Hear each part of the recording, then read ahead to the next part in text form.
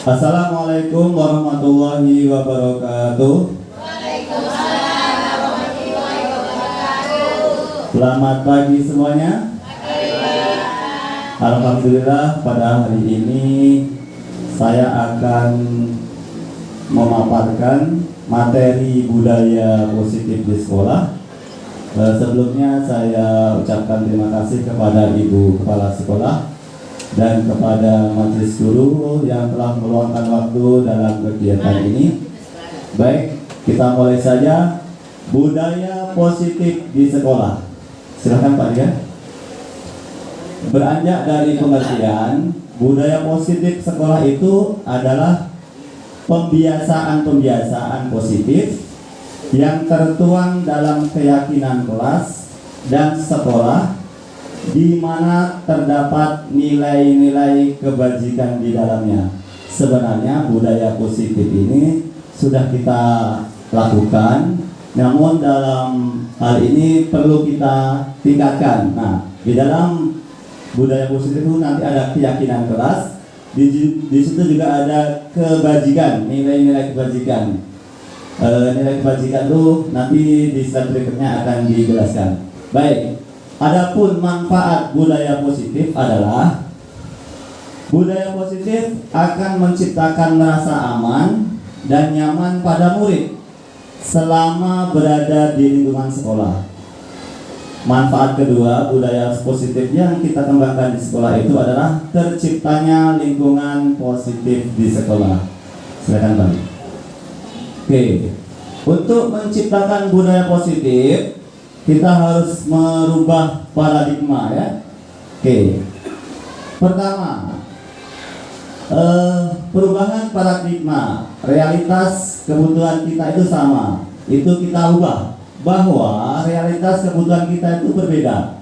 Baik kita sama orang dewasa maupun murid. Ya, antara satu dengan yang lainnya kebutuhannya itu berbeda-beda. Kemudian yang kita ubah, cara pandang kita adalah semua orang bisa melihat hal yang sama. Kita ubah cara pandang kita, setiap orang memiliki gambaran berbeda. Berikutnya, kita mencoba mengubah orang agar berpandangan sama dengan kita. Seperti paksaan seperti itu, kita harus rubah bahwa kita berusaha memahami pandangan orang lain tentang dunia. Jadi kita tidak boleh memaksa ke orang lain, tapi kita berusaha memahami cara pandang orang lain tersebut. Kemudian perilaku buruk dinilai sebagai suatu kesalahan. Itu kita ubah cara pandang kita. Semua perilaku itu memiliki tujuan, baik perilaku positif maupun negatif, pasti ada yang tujuan dan ada yang melatar belakangi. Begitu juga murid kalau berperilaku misalnya berperilaku macam minta perhatian, itu pasti ada tujuan. Oleh karena itu cara pandang kita harus kita rubah. Silakan Bintang, terima kasih. Oke, selanjutnya orang lain bisa mengontrol saya. Kita ubah cara pandang kita. Hanya Anda yang bisa mengontrol diri Anda. Jadi yang bisa mengontrol diri kita sendiri itu adalah kita sendiri. Kemudian saya bisa mengontrol orang lain. Anda tidak bisa mengontrol orang lain. Nah, nanti di sini ada ilmu kontrol, di mana ada 5 kontrol nanti akan dijelaskan. Kemudian pemaksaan ada pada saat bujukan gagal. Kita ubah kolaborasi dan konsensus menciptakan pilihan-pilihan baru. Dan yang terakhir, model berpikir menang atau kalah. Kita ubah menjadi model berpikir menang dan menang. Lanjut Pak Andika. Nah, ini mengenai disiplin positif. Kita mulai dari disiplin. Selama ini disiplin itu disamakan dengan hukuman. Itu tidak benar ya. Ya. Jadi disiplin bukan hukuman. Jadi kalau untuk mendisiplinkan anak jangan memberikan hukuman, karena disiplin itu tidak sama dengan hukuman. Kemudian juga disiplin itu tidak nyaman, itu salah. Yang benar adalah disiplin diri, motivasi internal. Jadi motivasinya bukan karena hukuman, takut dengan guru atau apa, tapi disiplin itu motivasinya dari diri dalam diri sendiri. Kalau boleh berarti diri murid sendiri. Nah, nanti gimana cara menumbuhkan motivasi internal ke murid nanti akan kita pelajari. Lanjut Pak Andika. Oke, disiplin positif. Adapun tujuan disiplin positif adalah menanamkan motivasi intrinsik pada murid, motivasi jangka panjang yang tidak akan terpengaruh pada adanya hukuman ataupun hadiah. Jadi walaupun tidak ada hukuman, walaupun tidak ada hadiah, tetap ada disiplin. Murid-murid akan tetap berperilaku baik dan berlandaskan nilai-nilai kebajikan karena mereka ingin menjadi orang yang menjunjung tinggi nilai-nilai yang mereka hargai. Silakan Pak.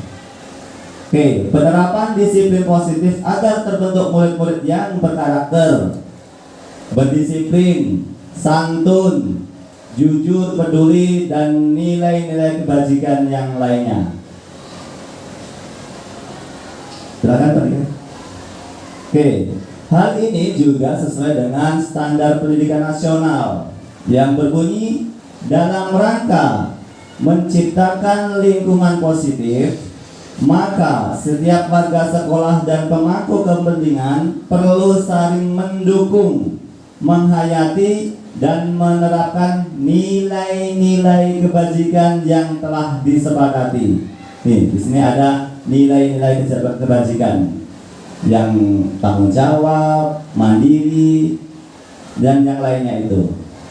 Oke, nih tadi disebutkan bahwa budaya positif adalah yang terdapat nilai-nilai kebajikan universal. Di antaranya adalah pertama 6 dimensi profil pelajar Pancasila. Ini adalah nilai-nilai kebajikan.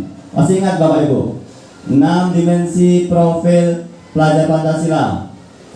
Apa itu? Beriman dan bertakwa pada Tuhan Yang Maha Esa, berakhlak mulia, berkebudayaan global, gotong royong, mandiri, kreatif, dan berpikir kritis. Itu termasuk nilai-nilai kebajikan universal. Kemudian juga ada yang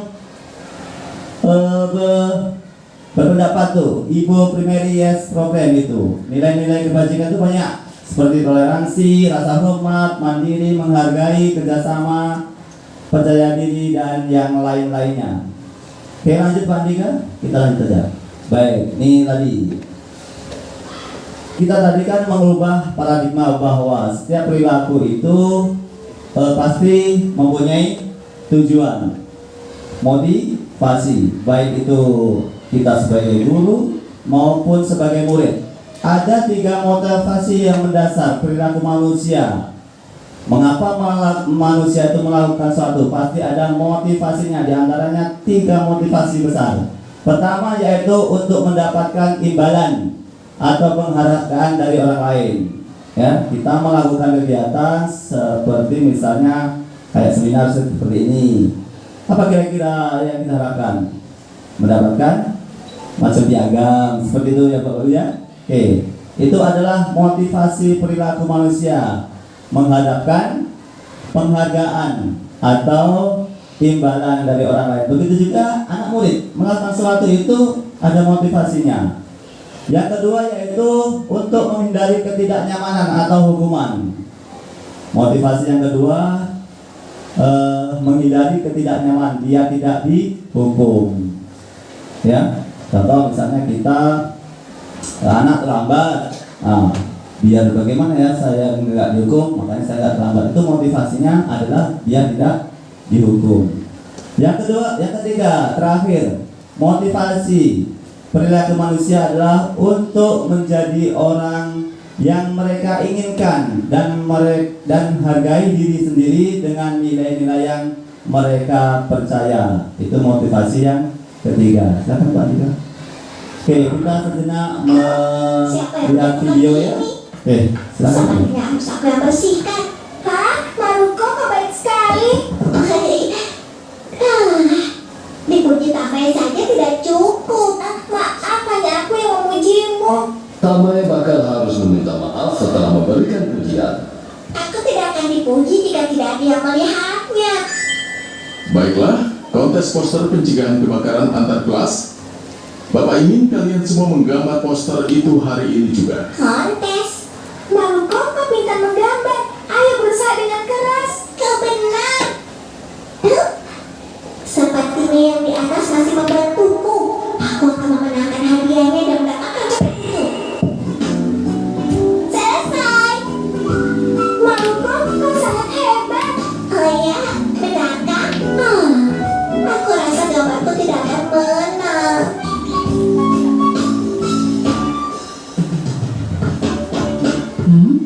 Maruko, hari ini kau hanya berbaring lagi. Ada apa? Apa kau sakit? Aku tidak bisa melakukan apapun yang bisa dipuji. Kau itu jangan mengeluh, tapi berusaha. Kau pasti bisa jika kau berusaha. Ya sudah, kalau begitu ibu akan makan coklatnya sendiri. Baiklah, makan saja. Karena aku tidak akan pernah bisa mendapatkannya. Lebih baik ibu memakannya. Maruko? Beberapa hari kemudian, Maruko, lihat itu.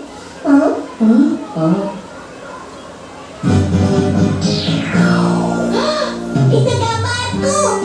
Maruko, kau berhasil. Kau juara ketiga. Aku berhasil. Selamat ya, Maruko. Ibu, lihat ibu. Aku mendapatkan juara ketiga untuk kontes menggambar di sekolah. Benarkah? Wah, bagus sekali Maruko. Sangat bagus. Maruko memang pintar menggambar.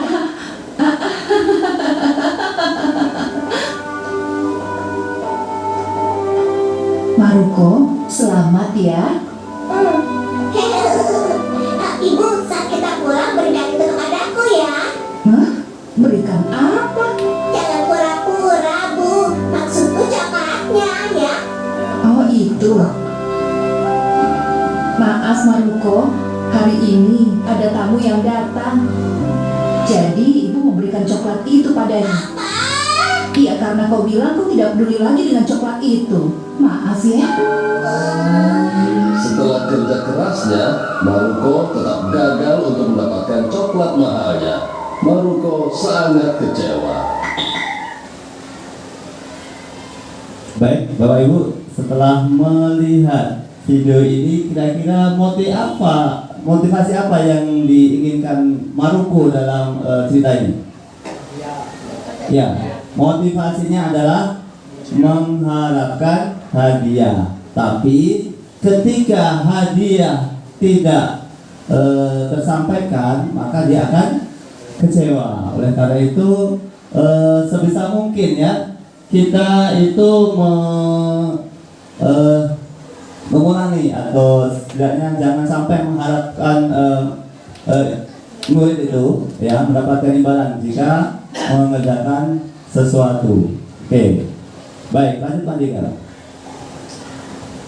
Menurut Bapak Ibu, motivasi manakah yang saat ini paling banyak mendasari perilaku murid-murid di sekolah kita? Kira-kira apa? Tadi ada 3. 1, mengharapkan penghargaan. Yang kedua, menghindari imbalan. Yang ketiga, apa tadi? Dengan diri sendiri. Dengan diri sendiri tadi. Kira-kira mana yang paling banyak? Kira-kira anak-anak. 1 dan 2. 1 dan 2 ya. Kalau guru yang 2. Ya, mengharapkan imbalan dan juga kedua, menghindari hukuman. Baik, lanjut Pak Andika. Oke, sekarang masuk ke penegakan disiplin positif ya. Untuk penegakan disiplin positif itu ada 3 cara. Yang pertama yaitu hukuman, yang kedua konsekuensi, yang ketiga restitusi. Nah, sebisa mungkin hukuman ini kita hindari ya, tapi ya tidak diharamkan ya. Ini adalah hukuman ini jalan terakhir. Langkah yang bagus adalah yang kedua dan yang ketiga. Coba kita nanti bandingkan apa itu hukuman, konsekuensi dan restitusi. Oke, silakan bandingkan. Oke, hukuman atau konsekuensi, coba kita lihat Bapak Ibu. Pertama, membersihkan coretan yang dibuatnya di meja tulis. Kira-kira hukuman atau konsekuensi? Konsekuensi. Ya, konsekuensi ya. Oke, jadi dia membersihkan apa yang mereka coret-coret ya. Yang kedua, berdiri di depan kelas sambil mengangkat kaki satu karena tidak bisa menjawab pertanyaan. Hukuman. Ini hukuman ya, hukuman. Jadi nampak bedanya. Kalau konsekuensi itu seperti kayak kita mempunyai peraturan, ya. Jadi sudah ada peraturan, nanti siapa yang melanggar nanti harus melakukan apa yang dia langgarin tadi ya, hukumannya. Kemudian Nomor 3, Pak. yang kedua hukuman. Kalau hukuman ini tidak ada macam spontan gitu, ya, mendadak, nggak ada dalam peraturan, nggak ada kesepakatan, langsung kamu datang lambat, berdiri setengah jam, bahkan hukuman itu nggak sesuai, nggak sebanding dengan apa yang dilakukan, itu hukuman. Kemudian yang ketiga, kehilangan 10 menit jam istirahat untuk mengerjakan tugas karena terlambat datang dan tertinggal pelajaran selama 10 menit. Apa kira-kira? Konsekuensi. Konsekuensi ya. Oke, baik. Lanjut Pak Andika. Kita lanjut perbedaan tadi hukuman dengan konsekuensi. Oke, yang berikutnya adalah konsekuensi dan restitusi. Apa perbedaannya? Oke. Kalau konsekuensi itu tidak nyaman bagi murid. Kalau restitusi, murid mendapatkan penguatan. Konsekuensi, penguatan hanya bertahan dalam waktu pendek. Kalau restitusi, fokus pada pemecahan masalah dalam jangka panjang. Kalau konsekuensi, memerlukan monitoring dan supervisi terus-menerus. Jadi ada datanya ya, dicatat. Kemudian siapa yang melanggar, nanti hukumannya apa. Konsekuensi bukan hukuman ya. Konsekuensinya apa, dicatat ya. Kita sibuk dengan catat-catat. Nah, oke. Kemudian mendorong kepatuhan, murid belajar taat peraturan, itu kalau konsekuensi. Kalau restitusi, mendorong disiplin positif, murid belajar memecahkan masalah. Nah, yang kita harapkan dalam penegakan disiplin positif itu antara dua ini, konsekuensi dan restitusi. Tapi semaksimal mungkin konsekuensi pun kita hindari. Yang paling bagus adalah restitusi. Jadi untuk konsekuensi itu boleh saja, tapi yang paling bagus adalah restitusi. Bahkan di sekolah-sekolah penggerak, konsekuensi itu udah nggak ada. Peraturan siapa yang melanggar nanti poin berapa udah nggak ada lagi. Jangankan konsekuensi, jangankan hukuman, konsekuensi pun udah nggak ada lagi. Nah, yang ada adalah restitusi. Nah, sekarang restitusi apa gitu ya? Coba kita buka Pak Andika. Apa itu restitusi? Restitusi adalah sebuah pendekatan untuk menciptakan disiplin positif, ya, suatu metode atau pendekatan yang digunakan untuk menciptakan disiplin positif. Kemudian, restitusi adalah proses menciptakan kondisi bagi murid untuk memperbaiki kesalahan mereka sehingga mereka bisa kembali pada kelompok mereka dengan karakter yang lebih kuat. Restitusi juga adalah proses kolaboratif yang mengajarkan murid untuk mencari solusi masalah. Misalnya kalau murid mempunyai masalah, kita pancing, kita gali. Nanti mereka sendiri yang memecahkan masalah, bukan kita.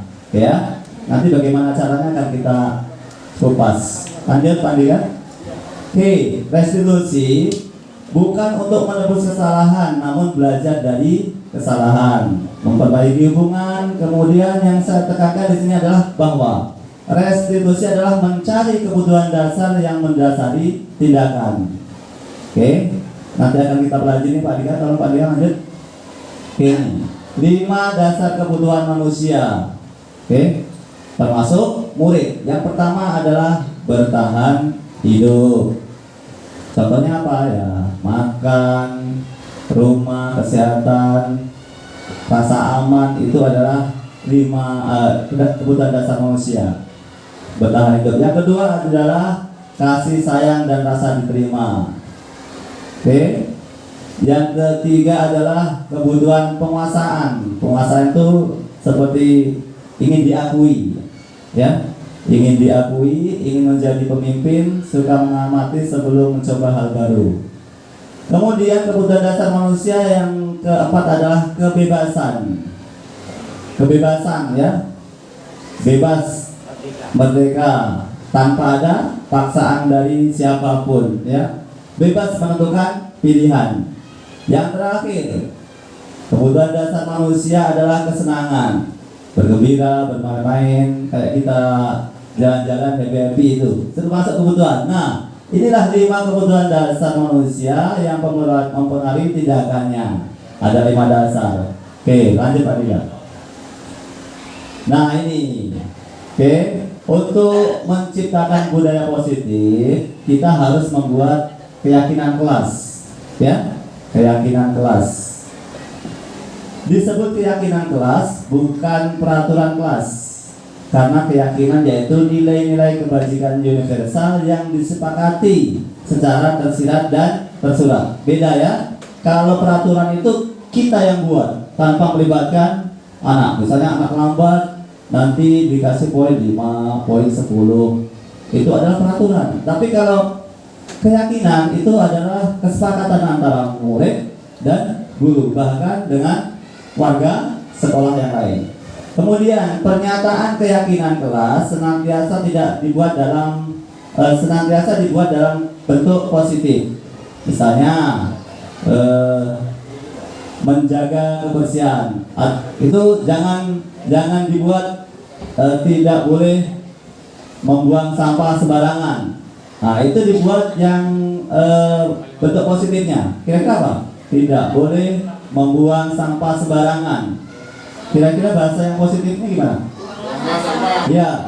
Ya, buanglah sampah pada tempatnya. Jadi untuk membuat keyakinan kelas itu hindari kata-kata negatif.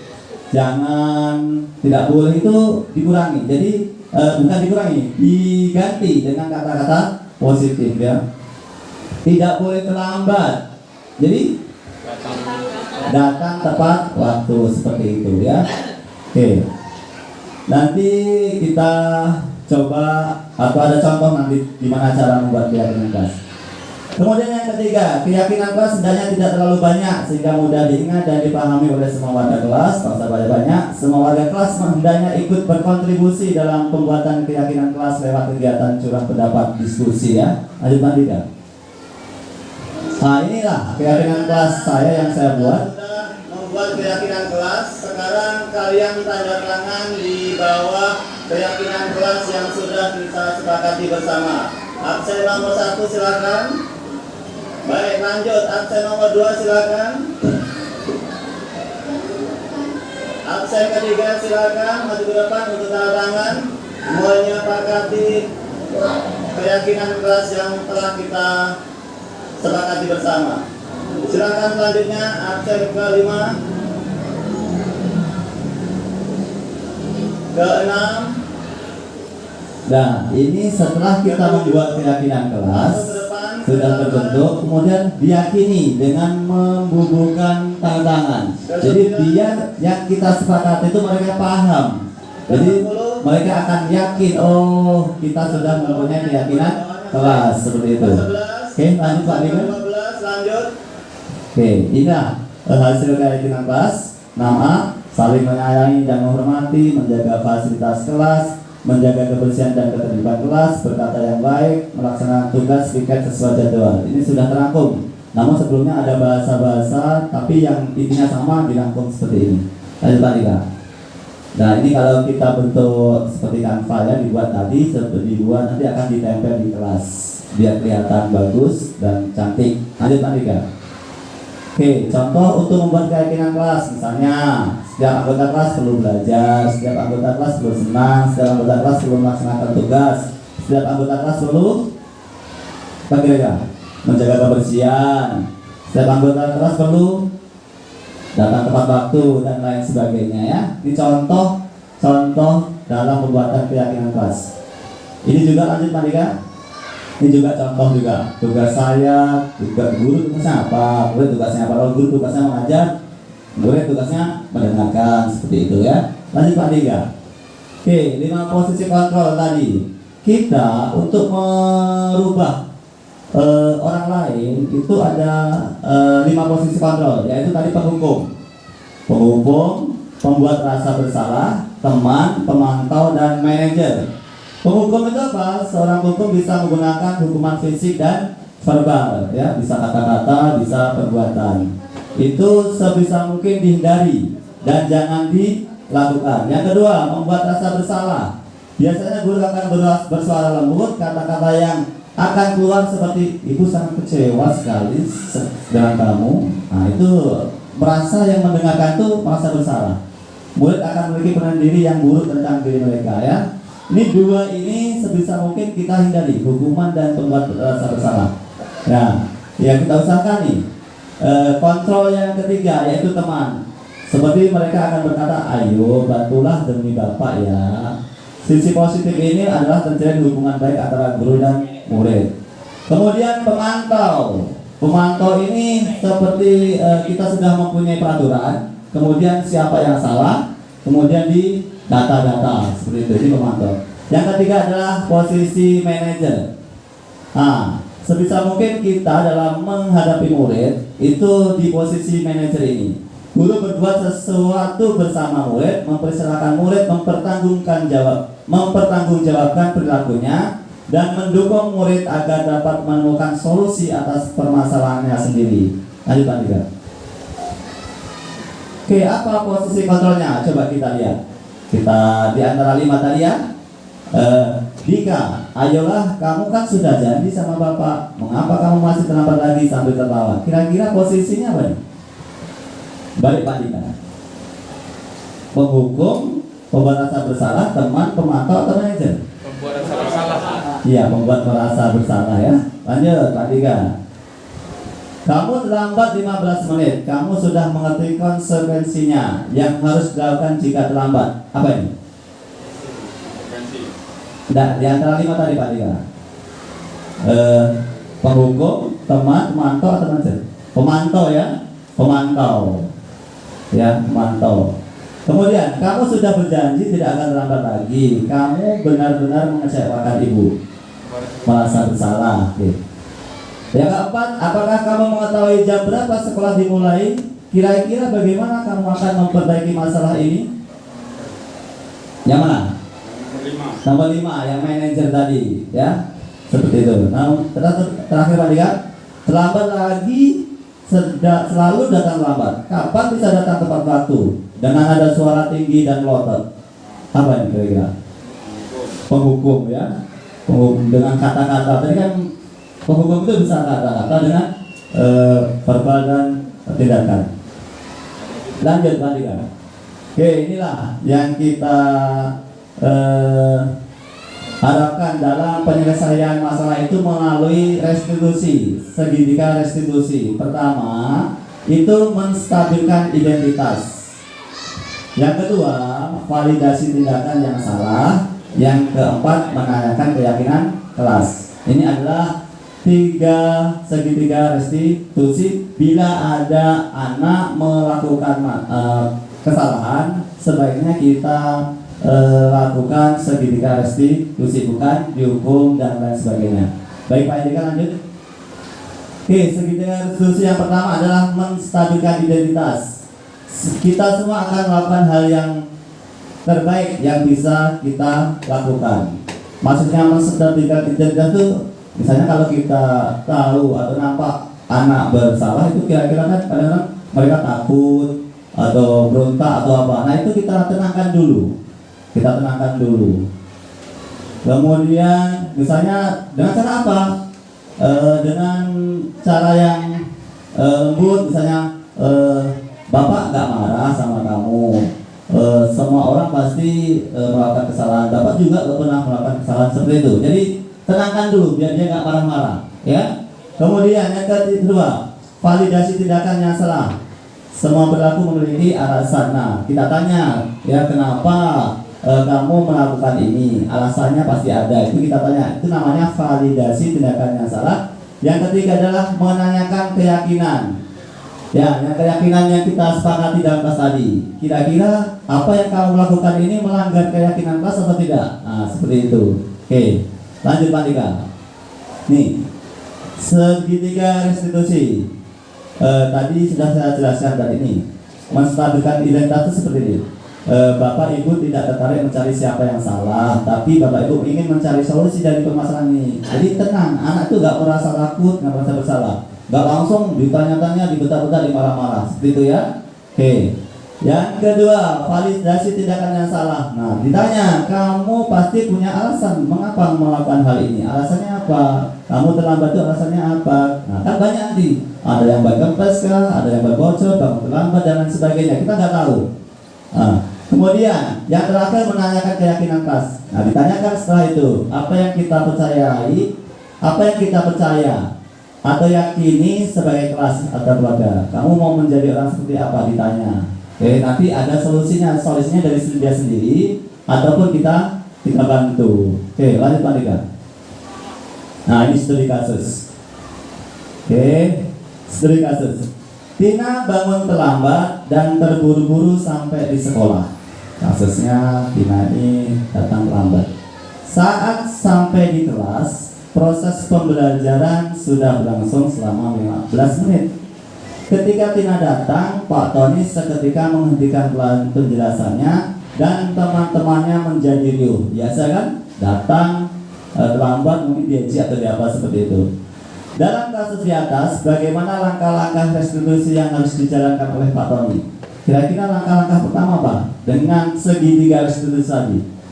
Ingat Bapak Ibu ya, kita melaksanakan segitiga restitusi itu tidak seketika. Ya boleh di lain waktu. Itu kan pagi-pagi dia terlambat. Nah, jadi boleh nanti ketika istirahat atau ketika pulang baru dipanggil.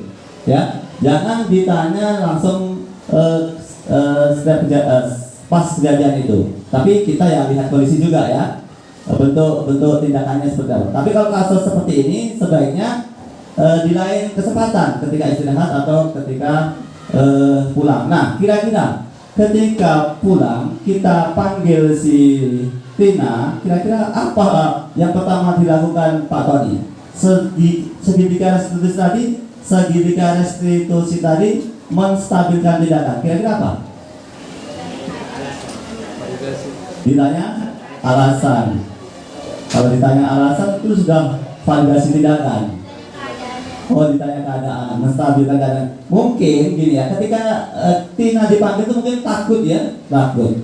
Nah, itu kita harus menstabilkan keadaan si Tina tadi ya. Kita silakan duduk Tina dengan suara lembut. Kemudian kita berkata, Bapak tidak mencari kesalahan.